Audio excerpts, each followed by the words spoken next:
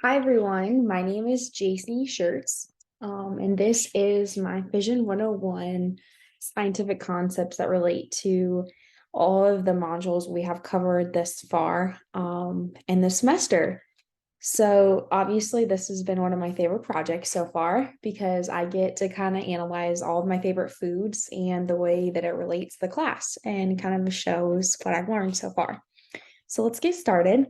Through this, I just went through my favorite foods and I chose a scientific concept that related to that and kind of explained and personalized it for me. So it's more personalized and more fun. Um, so the first favorite food is beef. I am a beef farmer, so this is absolutely 100% a must in my life. So learning through this module was a lot of fun.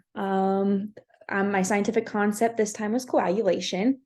So in coagulation, the myosin goes through a process which makes the meat shrink. So this chemical energy is turned into mechanical energy that creates forces and movements. It can be compared to like a muscle contraction. Obviously, this was a muscle in meat.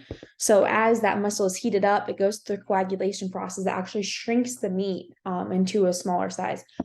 So anytime the meat is heated, so like when you bake it, grill it, broil it, boil it, freeze it, all the or fry it and braise it, all the things that you do to your beef, this process happens, which is kind of cool when you think about it that way.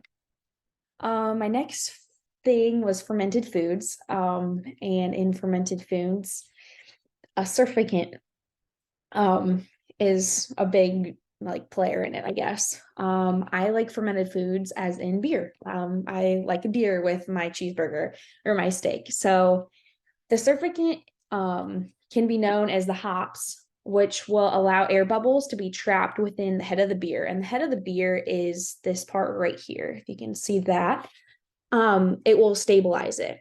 So hops is this little flowering plant right up here. It's a little bit more of a bitter flavor, but that acts in this after it's been finished as the surfactant, which will help reduce the surface tension in the actual product itself. So that's pretty cool. I think if you get to like kind of dive deep into the beer or fermented foods in this case. So then the next thing, I love eggs. I'm an egg girl. Every single morning I'm eating eggs. Lecithin. This process will take place emulsification and lubricant in the properties of the egg. So this is found in the egg yolk, for example. And I found this really interesting. That lecithin is 3 times higher in an egg in the egg yolk than it is in a soybean, which is kind of interesting.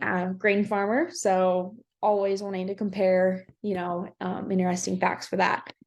So within that cell membrane of the egg, right in here, and it's a fatty-like substance, so it'll lubricant the actual property itself, kind of keep it moving. And this, I found this is pretty cool, is actually like what it looks like if you were to kind of get to dive in deeper. So then we dive into the most recent module and cookies and cakes. So diving further from the lecithin was emulsion. Emulsion allows fat reduction in cookies or cakes, for example. So this will actually stabilize tensions between oil and water within the products. So it will actually like essentially make the foods taste better and make it more healthy for you. So that's pretty cool. And then something that I think I dove more deep into than anything else was in the cookies and cakes module was endothermic versus exothermic reaction. So I've learned about it in science classes before, but this was actually something that was applicable, which was pretty cool. So when you're making cookies and cakes, both of these products, anything like that, is using an endothermic reaction. So an endothermic reaction is when the product absorbs heat from the environment. An exothermic reaction is when it's releasing the heat into the environment, causing the area around it to heat up. So you can think of it as entering and exiting. So in a cookie and cake, the uncooked cookie, the batter, is taking in that heat and it will actually change the cookie. So you can kind of see it in this picture down here. The heat comes in, the cookie rises and becomes a harder, newer substance. So an exothermic reaction in this is a little bit harder to understand. It's not quite as easily and applicable for the cookie. But when I actually found when you use baking soda and water, this will create an exothermic reaction. Or when all the heat has left the product, it has completely cooled, that is, in the process of an exothermic reaction.